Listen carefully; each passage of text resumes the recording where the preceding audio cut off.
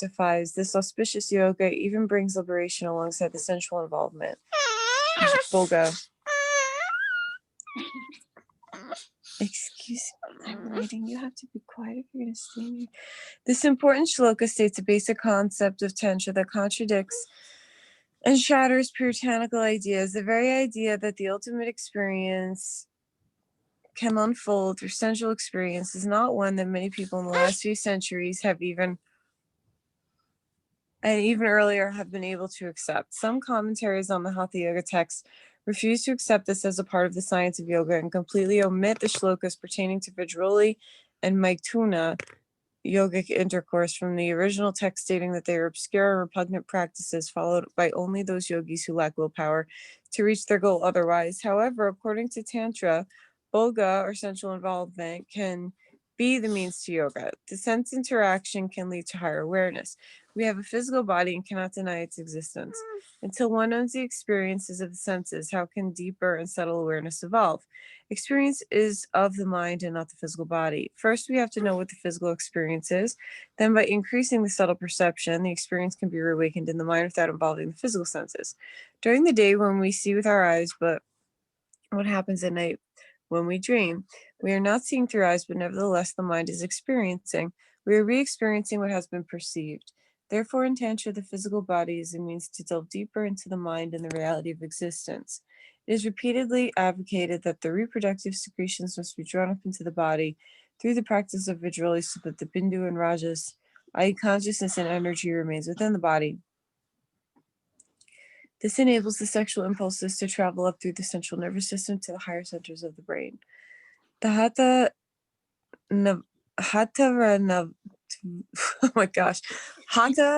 Ratnavali states that semen as well as chitta consciousness should be preserved with effort.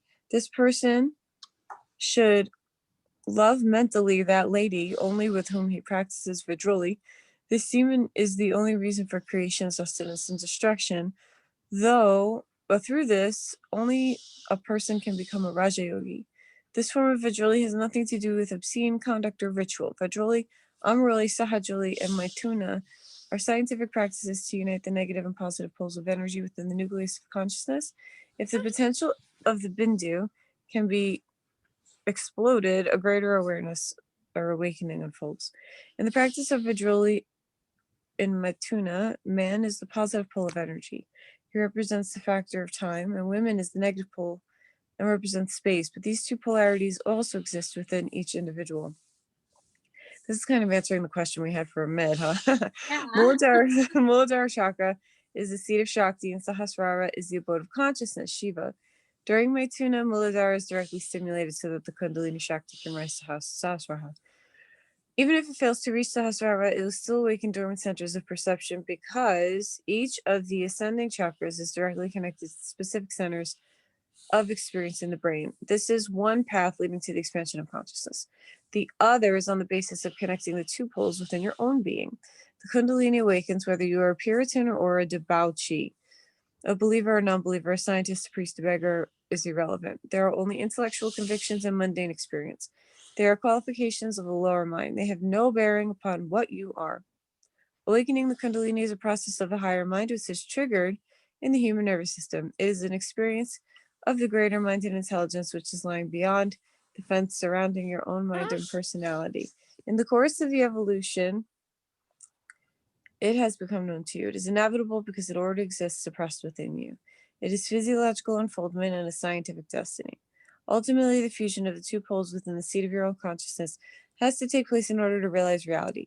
What is reality? If we were to discuss ultimate reality, then it will not be ultimate because you have to state a point and say this is the end.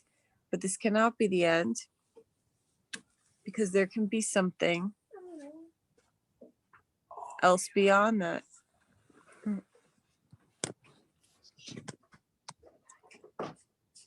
It is the same as an astronaut who can probe the universe to a certain distance. A light telescope could perceive those stars existing up to a certain range. A radio telescope can peer a little further, but can he draw any absolute conclusion about the dimensions of the universe? No. He can only speak about what falls within the range of his telescope. Neither should we make any conclusive statement about the ultimate reality. There is no ultimate reality, nor can there be only one way to realize it, nor can there be only one form of God. There are as many forms as there are individuals to reflect on them. There is a totality as far as your mind can go. That is the extent of acceptance. Beyond that, there is nothing else for you.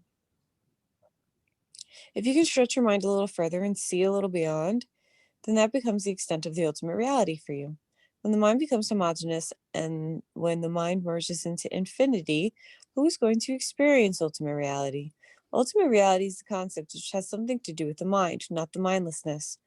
When the body dies and when the mind is completely dissolved, when the individual ego evaporates and when there's no more I, you, he, she, then who's going to see whom? Who's going to know whom? Who's going to smell whom? By whom will you be smelled? How can you know the knower by which you know everything? How can you know the known by which you know everything?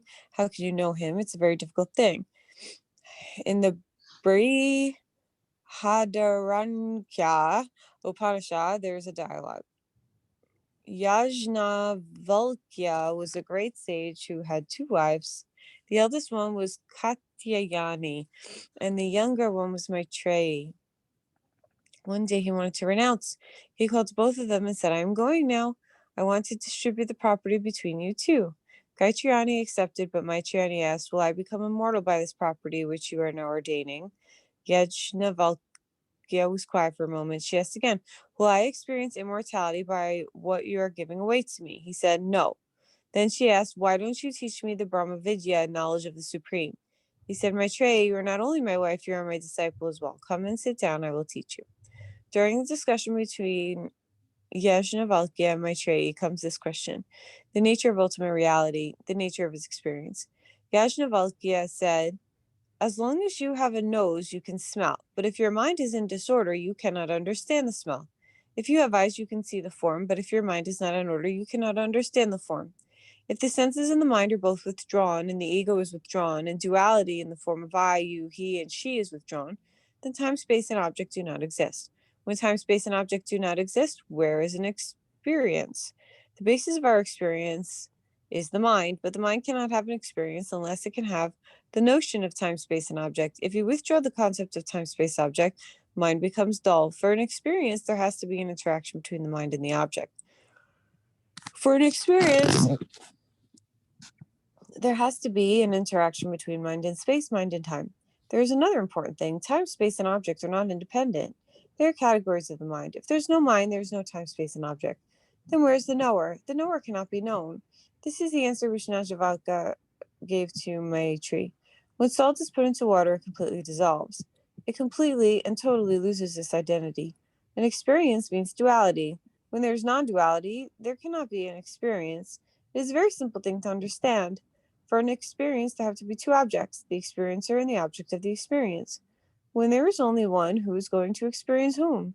That knower is not suffering from narcissism, he is pure. It is much better to discuss the ultimate reality without concluding anything.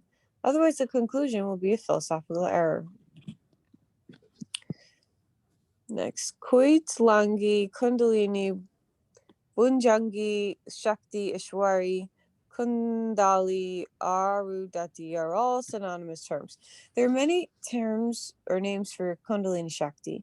In the Hataratnavali, other names are also given: Pani, Nagi, Chakri, Saraswati, Lalana, Rasana, Kestra, Lalati, Shakti, Raji, Bhujangi, Sheshu, Kundali, Mani, Adara Shakti, Kutila, Karali, Pranavani, Ashtavakra, Sadadara, Vyapini, Kalanodara, Kunti, Shakini, Sarpini. Kutilanga is made up of 2 roots: hit, which is to tear asunder, and anga, which is part.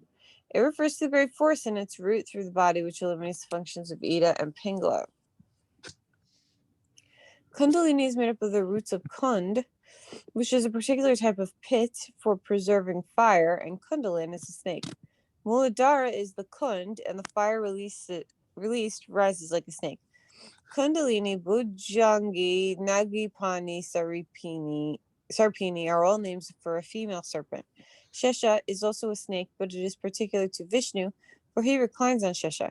Shakti is cosmic energy. Ishwari is the creative force of Ishwara, the cosmic causal body. Arundhati is made up of the words Arun, which means dawn, and Dati, which means to generate or create. Arundhati means unobstructed. Just as the door is open with a key, similarly, the yogi opens the door to liberation with Kundalini. Without generating Kundalini Shakti, there's no possibility of transcending empirical existence. The average mind and body function on a very low voltage of energy. For higher experience to take place, a super boost of energy is required to activate the brain centers. It can only be accomplished when the fluctuating energies of Ida and Pingala are absorbed into Muladhara and exploded through Sushumna Nadi in the center of the spinal axis. The activation of Sushumna indicates that the whole brain will awaken. If Kundalini goes through either Ida or Pingala, then only half the brain and nervous system has been activated. Kundalini must ascend through Sushumna so that the central nervous system is activated, not only the parasympathetic or sympathetic nervous system. Kundalini is not just a mystical name, it is the name of the potential force inherent in every human being. Man has not yet utilized his full capacities to live and experience. Opening the door to liberation is not an easy task. There must first be preparation. The spinal pathway of Sushumna has to be cleaned. The chakras have to be opened and activated. If the door is opened before this has taken place, consciousness may enter into a dark, dingy dungeon instead of a sparkling, illumined place. One should practice Hatha Yoga under the guidance of an adept guru. This is the only way, and it is the short way. The sleeping Parameshwari rests with her mouth closing that door, through which is the path to the knot of Brahmasthana, the place beyond suffering. The Kundalini Shakti sleeps above the Khanda. The Shakti is the means of the liberation of the yogi and the bondage for the ignorant. One who knows this is the knower of yoga. In these two shlokas, a clear glimpse of Muladhara chakra is given. With her mouth closing, the door indicates that it is impossible for the consciousness of the aspirant to pass further without rousing the sleeping Kundalini from her slumber. Muladhara must be awakened. There is no other way to explore the spinal awareness except through this most powerful experiences of the senses. Just as a man and woman completely possess each other at the point of sexual climax, so the consciousness of the aspirant must be directly encounter the great Shakti in Muladhara and be engulfed by her. Out of fear, an aspirant may be looking for some way to avoid this encounter, but in order to enter the path which unfolds in the mysteries of consciousness, he must go to her, enter into her, and go through her, because her mouth is closing the door to liberation. In the psychophysiology of yoga, 3 knots, granthis, are encountered in the awakening of Kundalini and the ascent to higher consciousness. These are 3 locations where consciousness and energy are tightly knotted or intertwined. It must be unraveled if the reality of higher consciousness is to be experienced. The first is Brahmagranthi, the knot of creation, located in Muladhara. In this shloka, it is termed as the knot of Brahmasthana. It is the psychophysical barrier imposed by attachment and identification of the consciousness with the physical body and sense experiences. This misidentification leads the consciousness back into the painful cycle of rebirth in another body. The 3 granthis are discussed in chapter 4, shlokas 70 to 76. Brahmasthana is described as the place beyond suffering because if this granthi can be pierced, the realization of deathless consciousness existing distinct from time, space, and individuality occurs. Out of this grows this passion for the objects of the sense cravings and the desire for liberation. According to Swamirama, a yogi is one who has become aware that the same Kundalini Shakti is responsible for bondage and liberation. The ignorant are bound to the intoxication of mundane sexual life, leading to rebirth of individual consciousness. But those who arouse the same Shakti in Muladhara and practice Vajroli gain the secret means to liberation. This is the meaning in the statement, Havajra Tantra, one should rise by that which one falls. The physical body is the storehouse of Prana Shakti. The mind is the storehouse of Mana Shakti. The Atma is the storehouse of Atma Shakti. Our entire being consists of these 3 energies, and the 3 energies interact with and depend upon each other. Whatever the mind dwells upon, the entire Shakti becomes absorbed in that. In the Chandogya and Upanishad states, as one thinks, so he becomes. Mana Shakti is Icha Shakti, the force or desire of will. We have to be very clear about what we desire or will, because our entire Shakti becomes absorbed in that. That is why those people who continually strive for higher knowledge and experience eventually develop that state of consciousness. Even if they are not able to attain liberation, they do become evolved souls. However, if your goal is material and aims at sensual fulfillment, your prana and mind will be absorbed in that. You have to decide what you are going to plug your positive and negative wires into, the soul or the senses. When the full force of Atma Shakti is released, its form becomes visible to the inner eye. In Tantra, it is known as Atma Darshan, vision of the Atma. When this happens, the Atma appears before you in some form. You're able to see it because liberated energy and consciousness are freed from the physical body. It may take the form of your guru, Ishta Devata, or somebody very dear to you, or even somebody you do not know. Actually, it is the force of your own Atma. It is the result of intense aspiration for higher experience. Contrary to this desire, if your purpose for living is seeking sensual pleasure, money, worldly security, name, and fame, your vital energy will be lost in accomplishing that. The fruits of this purpose perish in time, and likewise your energy is lost with them. However, Atma is the eternal existence and force. Therefore, if one lives in hope of experiencing that, time and energy can never be wasted. One who knows this Atma is the knower of yoga. Knowing means more than intellectual knowledge. It means knowing based on experience.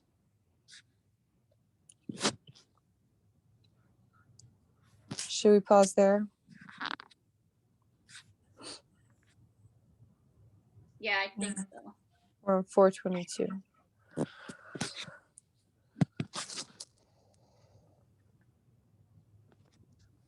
Thoughts? I feel like Amit came on at the perfect time yesterday, Yeah. and then readings today could be made more sense to me. Yeah. It's just reaffirming what he was saying, which is satisfying. But I almost wonder if he didn't say it, if I would have been clear on what they were saying. Like, it seemed clear to me today because I feel like he untangled the messy wires in my brain yesterday. But like what she's saying makes sense to me now, especially toward the end of what you just read with where you're putting your energy. I mean, I believe that. Mm-hmm. I was thinking about what she said about like this knowledge, and when you said that, I was thinking about like we grow up and we're like constantly learning. We go to Some of us go to preschool and we start kindergarten. We go to school. Many of us graduate, not all of us. Then we go to college. Then it's just like dead stop, and you're so excited to be done with school and learning. But how sad is this? And then I remember going into teacher training, and I think I took teacher training. I'm 38, so it's probably like 35 when I took teacher training, and so I had been out of school for 14 years. And I had like I remember talking to the other women in my class too, and it's like it was super challenging for like the old, like as you distance yourself from the education. It wasn't even like an age thing. It was just like the people that were further away from taking a class were having a harder time getting back into like the motions of studying and absorbing the information. And I'm so grateful that I found teacher training because it has, if anything, allowed me to get back into the idea of studying, like this self-study. I've always read, but reading for pleasure, like reading chick lit, isn't always necessarily learning. So I love that part of it, like this craving for knowledge. And I almost wish like I had continued, or that it's enforced in our culture, like you graduate but maybe you take like a continuing ed course once a year or something. And I know some industries have that, like teachers are supposed to take it, but I don't think anyone really takes it seriously. I know a few teacher friends that go and they like do arts and craft for an hour and then they get their extra credit, you know. That's not always the case. I mean, you're right. There's many industries that do require ongoing and continuing education, and some of them are really, really serious about it. Oh yeah. No, But the teachers are supposed to be. It's up to the individual also. Yeah. You can go, you know what you're doing when you sign up for a continuing education course.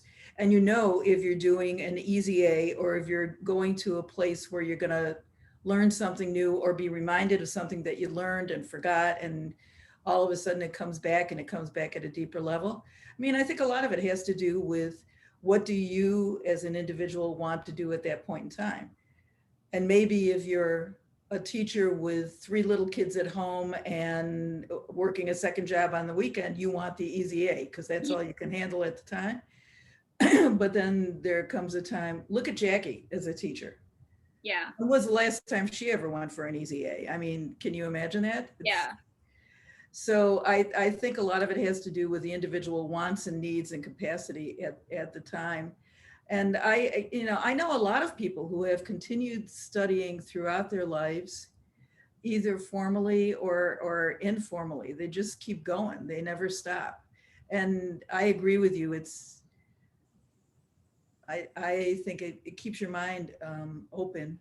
Yeah, And no, I definitely think it's important. I wasn't like bashing all teachers. I was only thinking of like 1 or 2 examples. So I didn't. I didn't think you were bashing all teachers, but I agree, in the field of teaching, it is rampant with the easy A Oh continuing. yeah. I also have to say there's something to be said for forced continuing education versus like a willing continuing education. And I'm thinking about the recent defensive driving course I took online, and I only took it because I want the discount. And it was like a 6-hour course, and I would hit play. I'd put it on the couch. I'd set my phone timer. After the module went, I went back to it. I took the quiz. Like, I didn't take it seriously. I didn't read. I didn't learn anything. And I feel like sometimes when you're learning something under like a force or not for the right intention, you don't take it seriously. I was just looking for the easy A. Well, something, one of my brothers who died a long time ago was a cop, and he was a state trooper. And you know how sometimes you're driving on the Southern State or the LIE and you see the state troopers parked along the side, and you see that car and everybody slows down a little bit, et cetera, et cetera. And that's kind of an easy A, because you see it and you think, I do not want a ticket. Yeah. I'm going to slow down, et cetera, et cetera. But he has accomplished what he was set out to do, which is to make people drive a little bit more safely.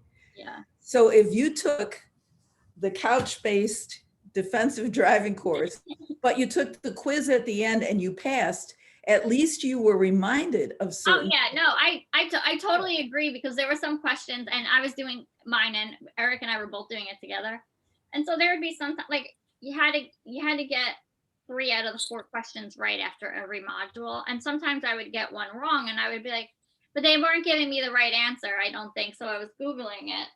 And yeah, no, I totally agree. It does keep you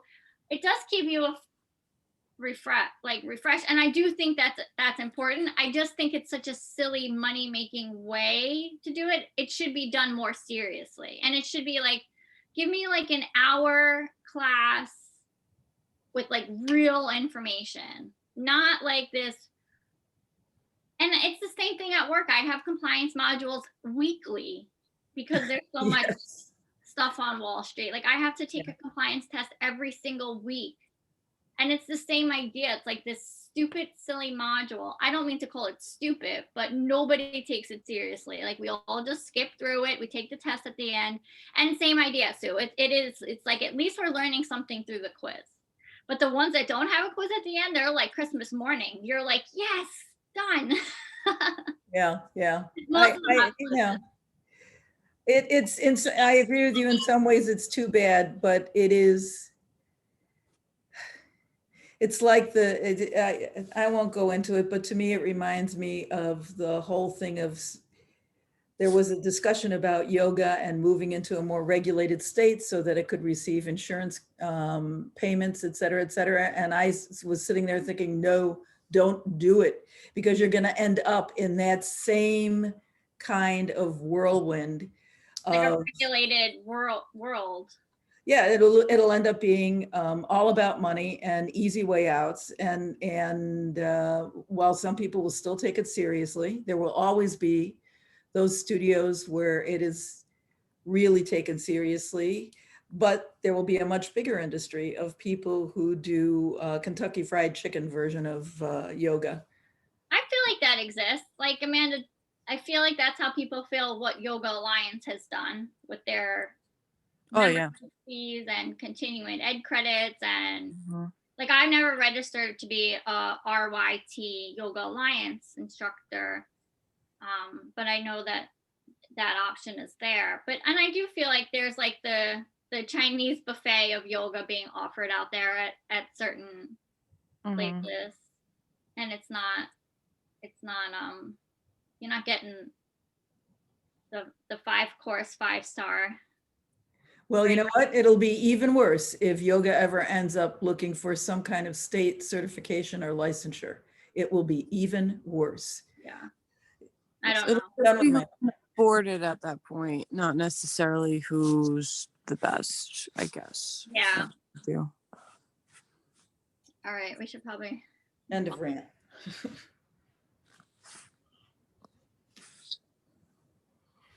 All right. All right, you want me to do some pranayama? Yeah. Okay, so you can take your right hand and open up the fingers and then take the pointer and middle into the center of the palm for Vishnu Mudra. Close off your right nostril with the thumb. Inhale through the left. Close off both. Exhale through the right.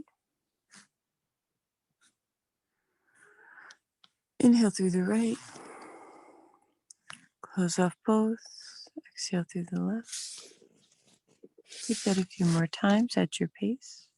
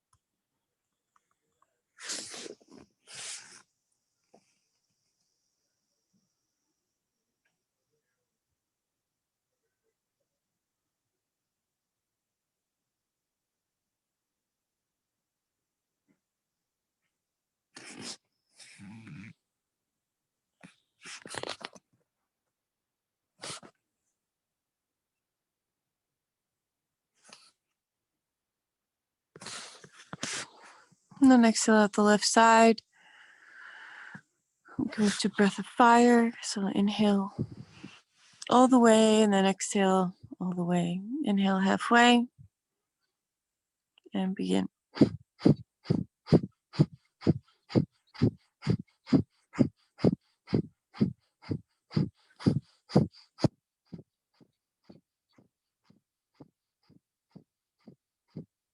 Inhale all the way. Retain the breath.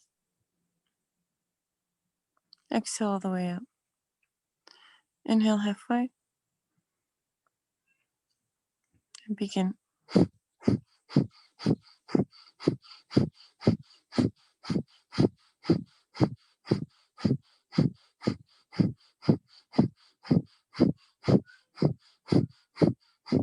Inhale all the way. Retain the breath.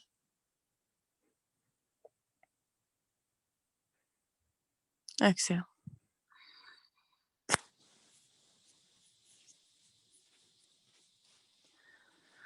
I'm going to set the timer for 20 and we'll come to meditation.